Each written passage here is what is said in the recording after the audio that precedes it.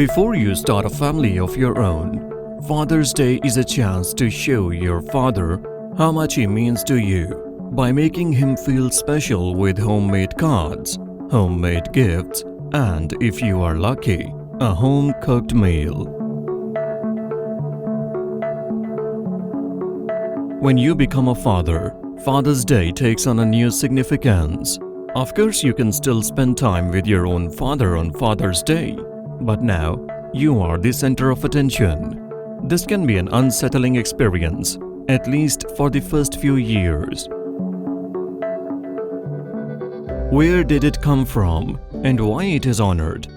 In this video, we explore the roots of Father's Day and determine whether or not the day is actually about barbecue and beer.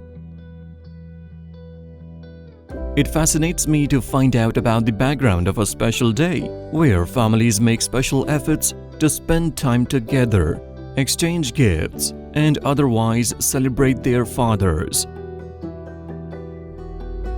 The first official Father's Day was celebrated on 5th July 1908 with a service conducted by a woman who would later be known as Grace Clayton. It was in Fairview, West Virginia. And the reason for this service was because 362 men and boys had died in a Fairmont mine explosion the year before. And since Manega, West Virginia is very close to Fairmont, this was a very big deal. Remember that over 200 dads were murdered in these explosions, leaving over 1,000 children fatherless at the time. As a result, this is typically considered as one of the first recorded celebrations of fathers when we studied the history of Father's Day. This is because it was one of the first times that a massive number of children were left without a father. William Jackson was a farmer and Civil War veteran who, in 1909, single-handedly raised a daughter and 5 sons after his wife died giving birth to their 6th child. The oldest daughter, Sonora Dodd, later married a man named John Dodd. In 1909, while Sonora was attending a Mother's Day ceremony in Spokane, Washington, she had a notion to celebrate her father while she was there. She felt it was important to recognize him as well as the other fathers who were present at this Mother's Day event. Because her father was the one who brought her up, and because she no longer had her mother, she would like to commemorate the fact that her father brought her up. She tried to get the local government and business owners on board with her plan to honor her late father by holding a celebration on 5th June. But it wasn't until she reached out to the YMCA that anyone showed any interest. She emphasized June 5th because it was her father's birthday. But the Spokane Ministerial Association and the YMCA came up with the brilliant idea of celebrating it on the 3rd Sunday of June, to give ministers time to prepare their sermons after Mother's Day, which was on the 2nd Sunday of May.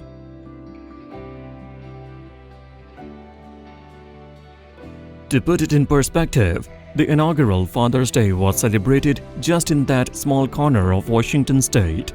But it eventually garnered a national notoriety and caught an eye of policymakers in Washington, D.C. President Woodrow Wilson established Mother's Day as a federal holiday in 1914 to celebrate the tender, compassionate army of American mothers. Even President Wilson tried to get Congress to recognize Father's Day around that time, but they rejected the idea. A significant event occurred in 1924 when President Calvin Coolidge proposed that governments observe Father's Day in an effort to foster closer ties between fathers and their children. President Wilson also made an effort to honor Father's Day by celebrating it personally with his family. Fathers deserved more than just flowers and tokens of appreciation, like those given on Mother's Day, and it was important to make that point clear. People simply assumed that this was a marketing drive to sell more merchandise, which irritated the fathers because they were the breadwinners for the family. During the 1920s and 1930s, there wasn't much happening related to it. Someone did try to start Parents' Day by combining Mother's Day and Father's Day, but that didn't gain much traction. Also keep in mind that this was during the Great Depression. As a result, retailers suffered from 1929 to 1933. These store owners needed to do something, so they decided to advertise sporting goods, neckties, socks, caps, and other items popular with fathers. They might promote these for Father's Day, almost like a second Christmas, which would encourage people to buy goods.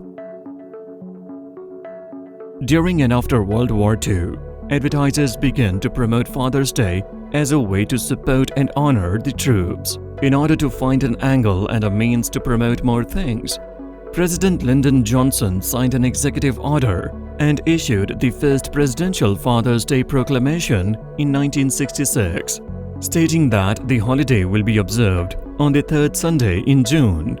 He also demanded that the flag will be shown in all government buildings. Keep in mind that this was still not official, although the proclamation was issued.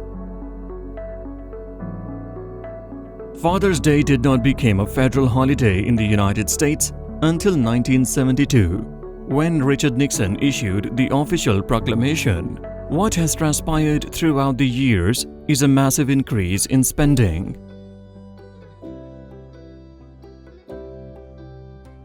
Here are some fascinating statistics about Father's Day. On Father's Day, approximately $16 billion were spent. Mother's Day was approximately $25 billion, and the typical customer spent approximately $139 celebrating Father's Day. And how did they spend it?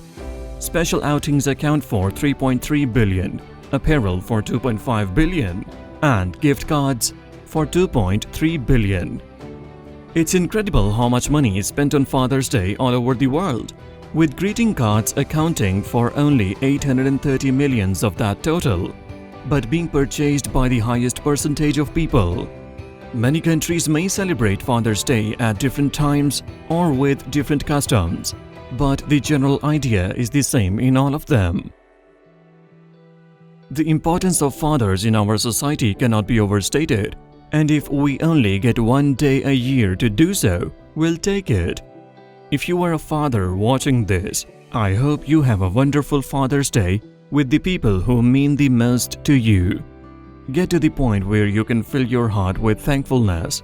This is the best gift that anyone can give you. We would love to hear from you about how you celebrate Father's Day.